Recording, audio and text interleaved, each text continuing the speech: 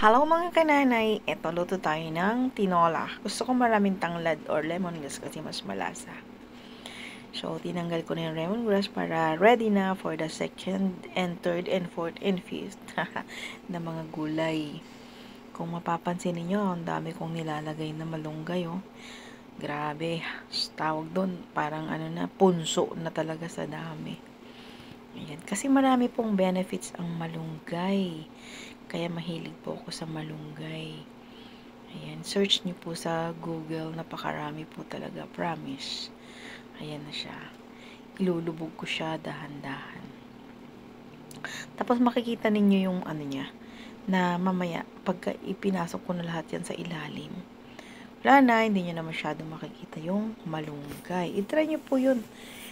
I-try nyo po yung maraming malunggay. Hindi naman masama eh.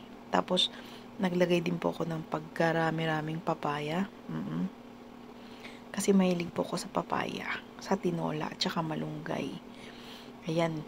Ayan. Kaya po tinanggal ko yung tanglad kanina para hindi na siya nakakasagabal, diba? Ayan po siya. Mas gusto ko kasi yung vegetable niyang kainin kesa dun sa meat. One slice of chicken ako, it's okay na ako, enough na ako dun. Ayan. Naglagay din ako ng luyang dilaw kung mapapansin nyo po. Huwag nyo daw babalatan yung luya. Hugasan nyo na lang po in running water. Ayan. Tapos, naglagay din ako dito ng, ito. Dahon ng sili. Ayan. Di po ba dapat dahon sili na lang, wala na lang malunggay. Pero it's okay. Dagdag po yan sa aroma, tsaka yung lasa niya. Madali lang po ang luto yan. Huwag niyo pong patatagalin yung pagluto niyo ng malunggay. 2 to 3 minutes lang po. Tapos ayan, lagay ko yung sibuyas. Kasi yung sibuyas, madali lang maluto. Dagdag ko yan kasi para mamaya, may kagat-kagatin ako.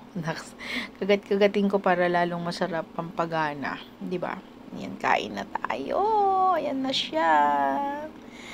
Happy lunch, mga kananay. Have a blessed day. Bye!